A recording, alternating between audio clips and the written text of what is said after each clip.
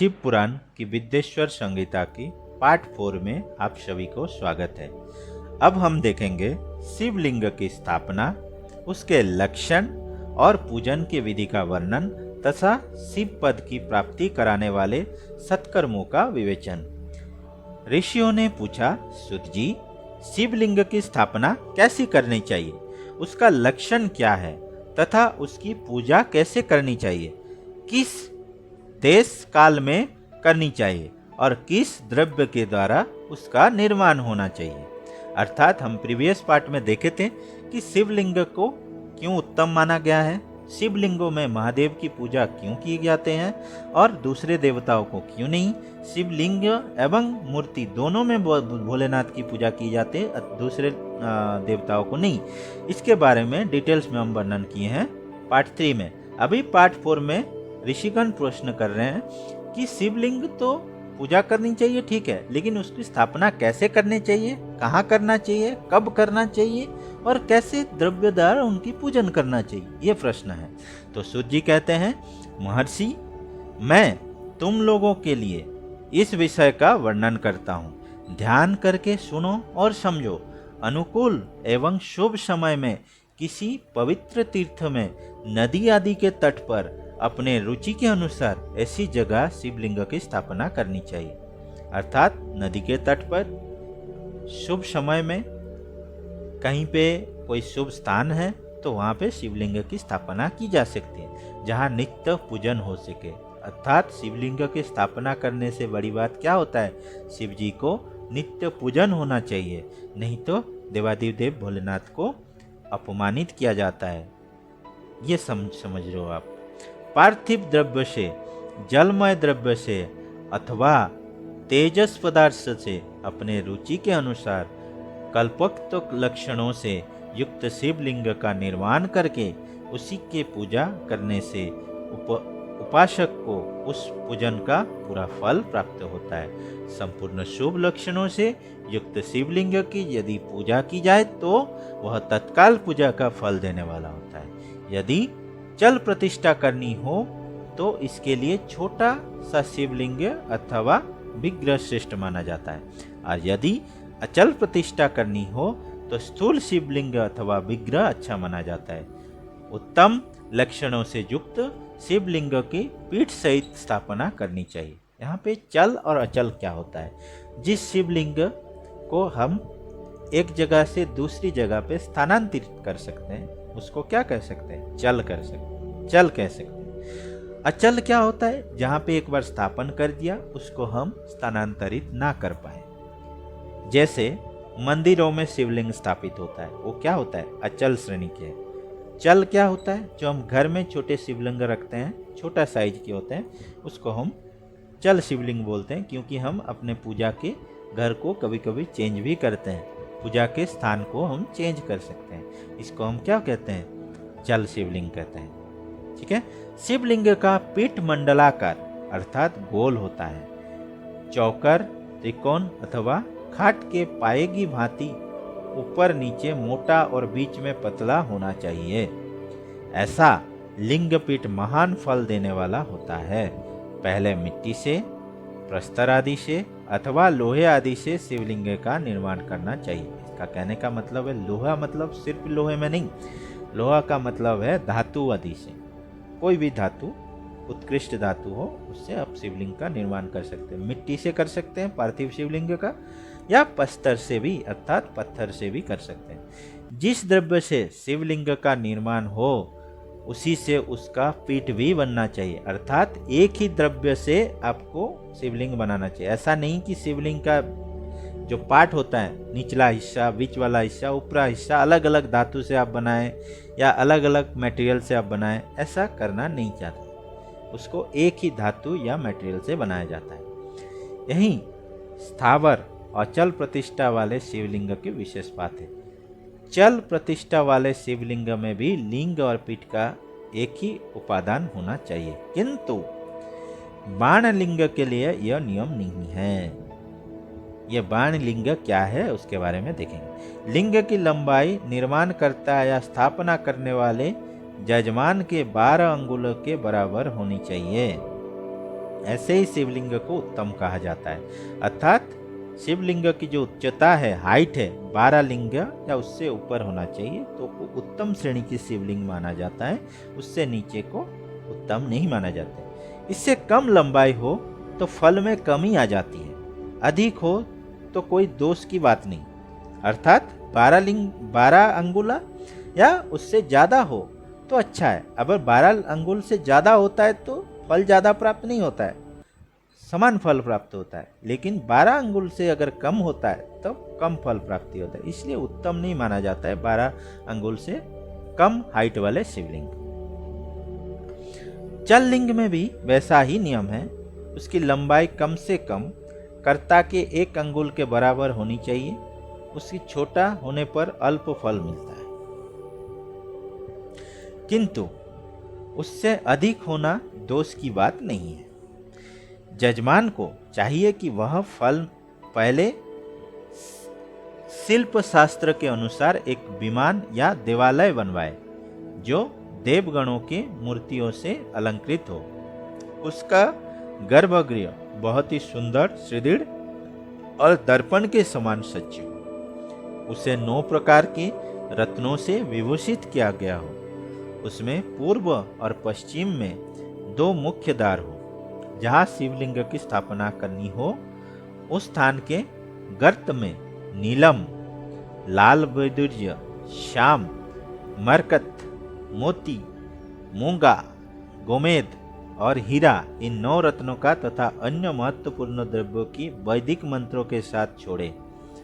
क्योंकि ऐसा क्यों? ये जो नवरत्न होता है ना, नवग्रहों का प्रतीक होता है और नवग्रहों का स्वामी कौन है? देवादिदेव महादेव हैं। इसीलिए नवग्रहों को शांत करने के लिए, नवग्रहों को शांत करने की प्रक्रिया को शुरू करने के लिए हमें क्या करना चाहिए? ये नवरत्नों को देवादिदेव महादेव के लिंग के आसपास रखना चाहिए। ये है इसका कारण। यज्ञ जात आदि 5 वैदिक मंत्रों द्वारा शिवलिंग का 5 स्थान में क्रमशः पूजन करके अग्नि में भविष्य की अनेक आहुतियाँ दे और परिवार सहित महादेव की पूजा करके गुरु स्वरूप आचार्य को धन से तथा भाई बंधुओं को मनचाही वस्तुओं से संतुष्ट करें। याचकों को जड़ अर्थात सुवर्ण, गृह एवं भू संपत्ति तथा चेतन गौ आदि वैभव प्रदान करें। जड़ क्यों बोलते हैं? देखिए, सुवर्ण, गृह एवं भू सबूती, इसका कोई जान नहीं होता है, जीवन नहीं होता है, इसलिए क्या बोलते हैं? जड़ बोलते हैं। और जिसका चेतना हो अर्थात जीवन हो, ऐसा कौन वस्तु है? जैसे गौ माता की दान हुआ तो क्या है? गौ माता की जीवन है, इसलिए उसको चेतन वस्तु कहते हैं। स्थावर जंगम सभी जीवों को यत्न पूर्वक संतुष्ट करके एक गड्ढे में सुवर्ण तथा 9 प्रकार के रत्न भरकर संज्ञोजात आदि वैदिक मंत्रों का उच्चारण करके परम कल्याणकारी महादेव जी का ध्यान करें। तत्पश्चात नाद घोष से युक्त महामंत्र ओंकार का उच्चारण करके उस उक्त गड्ढे में शिवलिंग की स्थापना करके उसे पीठ से संयुक्त करें। इस प्रकार पीठ युक्त लिंग की स्थापना करके उसे नित्य लेप अर्थात क्या होता है? दीर्घ काल तक टिके रहने वाला मसाले से जोड़कर स्थिर करें। इसी प्रकार वहां परम सुंदर बेर अर्थात मूर्ति की भी स्थापना करनी चाहिए। बेर मतलब क्या होता है? साकार अर्थात मूर्ति रूप। सारांश यह है कि भूमि संस्कार आदि के सारी विधि जैसे लिंग प्रतिष्ठा के लिए कही गई हैं, वैसे ही वैर मूर्ति, वैर अर्थात मूर्ति प्रतिष्ठा के लिए भी समझनी चाहिए। अंतर इतना ही है कि लिंग प्रतिष्ठा के लिए प्रणव मंत्र के उच्चारण का विधान है, परंतु वैर की अर्थात साकार मूर्ति के मूर्ति रूप के महादेव जी के मूर्ति रूप के प्रतिष्ठा के लिए पंचाक्षर मंत्र से करनी चाहिए। ये उत्तम माना जाता है। जहाँ लिंग की प्रतिष्ठा हुई है वहीं भी उत्सव के लिए बाहर सवारी निकालने आदि के निमित्त बेर मूर्ति को रखना आवश्यक है। बेर को अर्थात मूर्ति को बाहर से भी लिया जा सकता है, उसे गुरुजनों से ग्रहण करें। ब्रह्म बेर वही लेने योग्य हैं। जो साधु पुरुषों द्वारा पूजित हो, इस प्रकार लिंग में और बेर में भी की हुई महादेव जी का पूजा शिव पद प्रदान करने वाली होती हैं। स्थावर और जंगम के वेद में लिंग भी दो प्रकार की कहा गया है। वृक्ष, लता आदि के स्थावर लिंग कहते हैं और कृमि कीट आदि को जंगम लिंग। स्थावर लिंग की सींचने आदि के द्वारा सेवा करनी चाहिए और जंगम लिंग को आहार एवं जल आदि देवन नित्य करना चाहिए है। उस स्थावर जंगम शिव को सुख पहुंचाने में अनुरक्त होना भगवान शिव का पूजन है, ऐसा विद्वान पुरुष मानते हैं।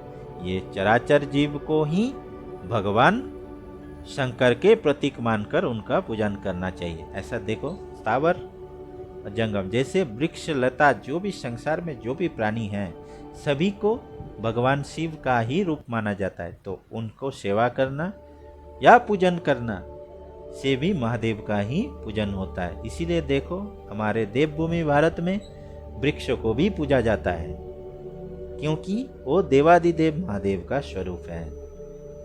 इस तरह महालिंग की स्थापना करके विविध उपचारों द्वारा उसका पूजन करें। अपनी शक्ति के अनुसार नित्य पूजा करनी चाहिए तथा देवालय के पास ध्वजारोपण आदि करना चाहिए। शिवलिंग साक्षात शिव का पद प्रदान करने वाला है अथवा चरलिंग में षोडशोपचारों द्वारा यथोचित रीति से क्रमशः पूजन करें। यह पूजन भी शिव पद प्रदान करने वाले हैं। आवाहन, आसन, अर्घ्य, पाद्य, पंचांग, आचमन, अभयंगम पूर्वक स्नान, वस्त्र एवं यज्ञोपवीत, गंध, पुष्प, धूप, दीप, नैवेद्य, तांबूल समर्पण, निराजन, नमस्कार और विसर्जन, ये 16 उपचार हैं। 16 उपाचारों से भगवान शिव का अगर पूजा किया जाए वो सर्वोत्तम है। ये सारे 16 उपचार क्या क्या है? आवाहन है, आसन है, अर्घ्य है, पाद्य है, पंचांग है, आचमन है, अभंग पूर्वक है, स्नान है, वस्त्र, यज्ञ पवित्र, गंध, पुष्प, दीप, धूप, नैवेद्य, तांबूल अर्थात पान, निराजन, नमस्कार और विसर्जन, ये 16 उपचार है। अथवा अर्घ्य से लेकर नैवेद्य तक विधिवत पूजन करें। अभिषेक, नैवेद्य, नमस्कार और तर्पण, ये सब यथाशक्ति नित्य करें। इस तरह किया हुआ शिव का पूजन शिव पद की प्राप्ति कराने वाला होता है। अथवा किसी मनुष्य के द्वारा स्थापित शिवलिंग में, ऋषियों द्वारा स्थापित शिवलिंग में, देवताओं के द्वारा स्थापित शिवलिंग में, अपने आप प्रकट हुए स्वयंभू लिंग में तथा अपने द्वारा नूतन स्थापित हुए शिवलिंग में भी उपचार समर्पण पूर्वक जैसे तैसे पूजन करने से या पूजन की सामग्री देने से भी मनुष्य ऊपर जो कुछ कहा गया है वही सारा फल प्राप्त कर लेता है। क्रमशः परिक्रमा और नमस्कार करने से भी शिवलिंग शिव पद की प्राप्ति कराने वाला होता है।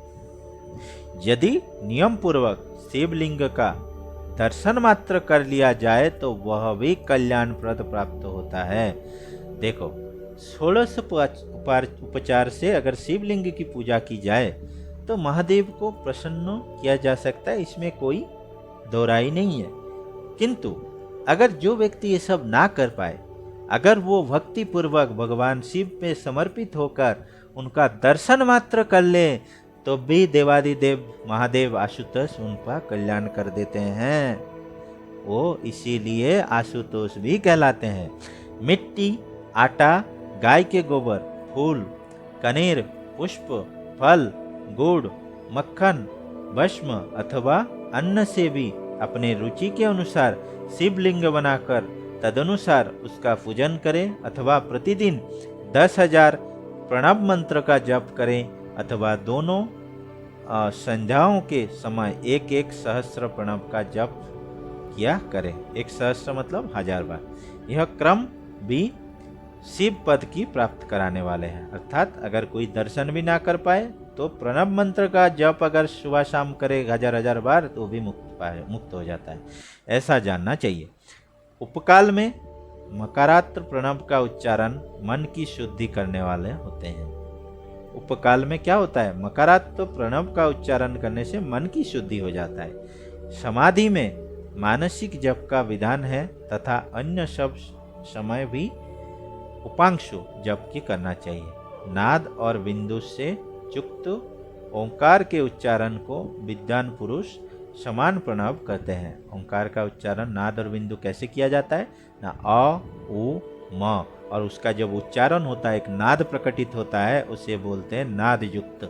यदि प्रतिदिन आदर पूर्वक 10,000 पंचाक्षर मंत्र का जप किया जाए अथवा दोनों संध्याओं के समय एक एक सहस्र ही जप किया जाए तो उसे भी शिव पद की प्राप्त कराने वाले समझना चाहिए।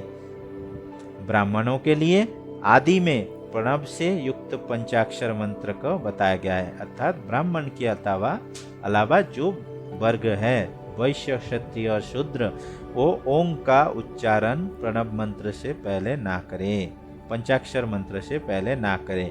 वो शिवाय नमस्तुभ्यम बोल सकते हैं या शिवाय नमः बोल सकते हैं, ओम नमः शिवाय ना बोले।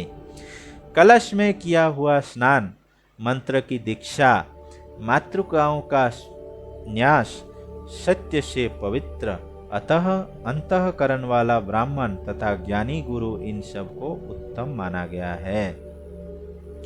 दीजों के लिए, दीजो कौन बोलता है? दीज किसे बोलते हैं? ब्राह्मण को बोलते हैं जिसका 2 बार जन्म माना जाता है। क्यों? और दीज किसी को कहा जाता है ना, पक्षी को कहा जाता है। पक्षी का पहले अपने माता से अंडे के रूप में जन्म होता है, फिर अंडे से फिर दोबारा फूट के वो जन्म लेते हैं, तो उसका 2 बार जन्म कहा जाता है। ऐसे ही ब्राह्मण को दीज कहा जाता है। क्यों? क्योंकि ब्राह्मण माता के गर्भ में जन्म लेता है तब वो ब्रह्मत्व प्राप्त नहीं कर पाते हैं। जब उनको ब्रह्मत्व कब मिलता है? जब वो गुरु के दीक्षा लेते हैं और उनका उपनयन संस्कार होता है। तो जब अज्ञान से ज्ञान की प्राप्ति होता है तब उन्हें दीज कहा जाता है, दूसरा जन्म कहा जाता है। दीजरोतों के लिए अंत में नमः पद के प्रयोग की विधि है, अर्थात वे शिवाय नमः इन मंत्र का उच्चारण करें। स्त्रियों के लिए भी कहीं कहीं विधि पूर्वक नमो उच्चारण का विधान है, अर्थात वे भी शिवाय नमः का ही जप करें। कोई कोई ऋषि ब्राह्मणों के स्त्रियों के लिए नमः पूर्वक शिवाय के जप की अनुमति देते हैं, अर्थात वे नमः शिवाय का जप करें। पंचाक्षर मंत्र का 5 करोड़ जप करने के मनुष्य भगवान सदाशिव के समान हो जाते हैं। ये बात ध्यान रखो, अगर कोई ओम नमः शिवाय का जप 5 करोड़ बार जप कर ले तो वो क्या हो जाते हैं? भगवान सदाशिव को ही प्राप्त कर लेते हैं, उनके समान बन जाते हैं। ठीक है, तो जो ओम नमः शिवाय मंत्र का इतना बड़ा महानता है, 1, 2, 3 अथवा 4 करोड़ों के जप करने से क्रमशः 1 बार जप करने से ब्रह्मा के समान हो जाता है, 1 करोड़ जप करने से 2 करोड़ जप करने के बाद विष्णु के समान हो जाते हैं, और 3 करोड़ जप करने के बाद रुद्र के समान हो जाता है तथा महेश्वर पद प्राप्त होता है। अथवा मंत्रों से जितने अक्षर हैं उनका पृथक पृथक 1-1 लाख जप करने से, अथवा साक्षात अक्षरों के एक ही साथ ही जितने अक्षर हैं उतने लाख जप करें। इस तरह से जप को शिव पद की प्राप्ति कराने वाले समझना चाहिए। अर्थात कोई व्यक्ति अगर 1 करोड़ बार ओम नमः शिवाय मंत्र का जप करे, ध्यान रखे ओम नमः शिवाय मंत्र का जप शिव एकमात्र जो दीक्षा लिए हों या ब्राह्मण हो वही ओम नमः शिवाय मंत्र का जप करे अथवा शिवाय नमः का जप करे। अगर वो 1 करोड़ बार जप कर ले तो ब्रह्म पद की प्राप्ति हो जाता है, 2 करोड़ बार जप कर ले तो विष्णु पद की प्राप्ति हो जाता है, 3 करोड़ बार जप करने से उनको रुद्र पद की प्राप्ति हो जाता है, 4 करोड़ बार जप करने से इन तीनों का संपूर्ण शक्ति मिल जाता है, और 5 करोड़ बार जप करने से शिव समान सदाशिव के समान बन जाता है व्यक्ति। इसीलिए मंत्रों के शक्ति का कोई मतलब उसको आकलन नहीं किया जाता है, मंत्र की शक्ति असीम है। यदि 1000 दिनों में प्रतिदिन 1 सहस्त्र जप के क्रम के पंचाक्षर मंत्र का 10 लाख जप पूरा कर लिया जाए और प्रतिदिन ब्राह्मण भोजन कराया जाए तो उस मंत्र से अविष्ट कार्य की सिद्धि होने लगती है। ब्राह्मणों के चाहिए कि वह प्रतिदिन प्रातःकाल 1008 बार गायत्री मंत्र का जप करें। ऐसा होने पर गायत्री क्रमशः शिव का पद प्रदान करने वाली होती है। वेद मंत्र और वैदिक शुक्तियों का भी नियम पूर्वक जप करना चाहिए। वेदों का पारायण भी शिव पद की प्राप्त कराने वाली है, ऐसा जानना चाहिए। अन्यान्य जो बहुत सी मंत्र है उनका भी जितने अक्षर हैं उतने लाख जप करें। इस प्रकार जो यथाशक्ति जप करता है वह क्रमशः शिव पद अर्थात मोक्ष को प्राप्त कर लेता है। अपनी रुचि के अनुसार किसी एक मंत्र का अपनाकर मृत्यु पर्यंत प्रतिदिन उसका जप करना चाहिए, अथवा ओम इस मंत्र का प्रतिदिन 1 सहस्त्र जप करना चाहिए, 1000 बार जप करना चाहिए। कोई व्यक्ति है, कभी भोलेनाथ की पूजा करते हैं, कभी देवी की पूजा करते हैं, कभी नारायण की पूजा करते हैं, कभी ब्रह्मदेव की पूजा करते हैं, कभी इंद्र की पूजा करते हैं। ऐसे अपने टाइम पे बदलते रहते हैं अपने मंत्र को। ऐसा नहीं करना चाहिए। किसी एक मंत्र को पकड़कर मरण तक उसी मंत्र में टिके रहते हुए उनमें अपना आस्था को जमाते हुए अगर रहना है तब उस व्यक्ति को मोक्ष अनिवार्य है। ऐसा करने पर भगवान शिव की आज्ञा से संपूर्ण मनोरथों की सिद्धि होती है। जो मनुष्य भगवान शिव के लिए फुलवाड़ी या बगीचे आदि लगाता है तथा शिव के सेवा कार्य के लिए मंदिर में झाड़ने बुहारने आदि की व्यवस्था करता है, वह इस पुण्य कर्म के करने शिव पद प्राप्त कर लेता है। अर्थात भगवान शिव के मंदिर के सेवा करने से भी व्यक्ति को शिव पद की प्राप्ति हो जाता है, भगवान की कृपा या अनुकंपा प्राप्त हो जाता है। भगवान शिव के जो काशी आदि क्षेत्र हैं उनमें भक्ति पूर्वक नित्य निवास करें। वह जड़ चेतन सभी को भोग और मोक्ष देने वाले होते हैं, अतः विद्वान पुरुषों को भगवान शिव के क्षेत्र में आमरण निवास करना चाहिए। यानी कि मृत्यु पर्यंत विद्वान व्यक्तियों को शिव क्षेत्र में निवास करना चाहिए, क्योंकि शिव क्षेत्र में मरने में क्या होता है, उनको मोक्ष की प्राप्ति हो सकता है। पुण्य क्षेत्र में स्थित बावड़ी, कुआं और पोखरे आदि के शिव गंगा समझना चाहिए। भगवान शिव का ऐसा ही वचन है, वहाँ स्नान दान और जप करने से मनुष्य भगवान शिव को प्राप्त कर लेता है। अतः मृत्यु पर्यंत शिव के क्षेत्र का आश्रय लेकर रहना चाहिए।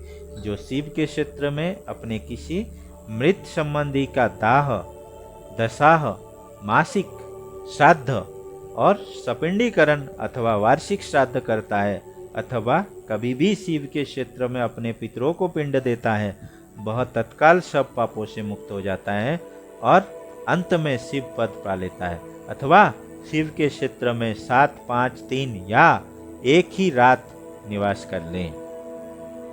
ऐसा करने से भी क्रमशः शिव पद की प्राप्ति होता है। जो इतना सर्वदा शिव क्षेत्र में नहीं रह सकता है तो क्या करे, वो 7 दिन रहे या 5 दिन रहे या 3 दिन रहे, अगर वो भी ना हो सके तो 1 दिन रहे, तब भी अपने क्षमता के अनुसार तब भी महादेव की कृपा प्राप्त हो जाता है। लोक में अपने अपने वर्ण के अनुरूप सदाचार का पालन करने से भी मनुष्य शिव पद की प्राप्त कर लेता है। वर्णन को आचरण से तथा भक्ति भाव से वह अपने सत्कर्म का अतिशय फल पाता है। कामना पूर्वक किए हुए अपने कर्मों के अविष्ट फलों को शीघ्र ही पा लेता है। निष्काम भाव से किया हुआ सारा कर्म साक्षात शिव पद की प्राप्ति करने वाला होता है। दिन के 3 विभाग होते हैं, प्रातः, मध्याह्न, सायं। इन तीनों में क्रमशः एक एक प्रकार के कर्म का संपादन किया जाता है। प्रातः काल में शास्त्रवेद नित्य कर्मों के अनुष्ठान का समय जानना चाहिए। मध्याह्न काल में सकाम कर्मों के लिए उपयोगी है और सायंकाल शांति कर्मों के उपयुक्त है, ऐसा जानना चाहिए। इसी प्रकार रात्रि में भी समय का विभाजन किया गया है। रात के 4 प्रहरों में से जो बीच के 2 प्रहर हैं उन्हें निषिद्ध काल कहा गया है। विशेषतः उसी काल में ही हुई भगवान शिव का पूजा अविष्ट फल को देने वाले हैं। तो रात की कितना प्रहर होता है? 4 प्रहर है। उसमें से पहला 2 प्रहर क्या कहा जाता है? निषिद्ध काल किया जाता है। निषिद्ध काल में पूजा करने से ज्यादा फल की प्राप्ति होती है। ऐसा जानकर कर्म करने वाले मनुष्य यथार्थ फल का भागी होता है। विशेषतः कलयुग में कर्म से ही फल की सिद्धि होती है। अपने अपने अधिकार के अनुसार ऊपर कहे गए किसी भी कर्म का द्वारा शिवाराधना करने वाला पुरुष यदि सदाचारी है और पाप से डरता है तो वह उन कर्मों का पूरा फल अवश्य प्राप्त कर लेता है। अभी क्या कहना चाहता है? पाप से डरते हैं, अर्थात कोई व्यक्ति क्या करता है? शिव की आराधना तो करते हैं लेकिन पाप से नहीं डरता है, तो वो क्या है? पापी है। वो बस दिखावा है, उनकी पूजा दिखावा है। ऐसे पूजा से कोई लाभ नहीं होता है। भगवान उनके ऊपर संपूर्ण प्रसन्न नहीं होते। तो व्यक्ति को पाप कौन सा है, पुण्य कौन सा है, वो समझना चाहिए और भगवान के चरणों में समर्पित हो जाना चाहिए। यही सच्ची पूजा होता है। ऋषियों ने कहा, सूत जी, पुण्य क्षेत्र कौन कौन से हैं जिनका आश्रय लेकर सभी स्त्री पुरुष शिव पद प्राप्त कर लें, यह हमें संक्षेप में बताइए। ये हम शिव पुराण की विद्येश्वर संहिता के पाठ 4 में वर्णना करेंगे कि मोक्षदायक पुण्य क्षेत्रों का वर्णन, काल विशेष में विभिन्न नदियों के जल में स्नान के उत्तम फल का निर्देश तथा तीर्थ में पाप से बचे रहने का चेतावनी। हर हर महादेव। ओम नमः शिवाय।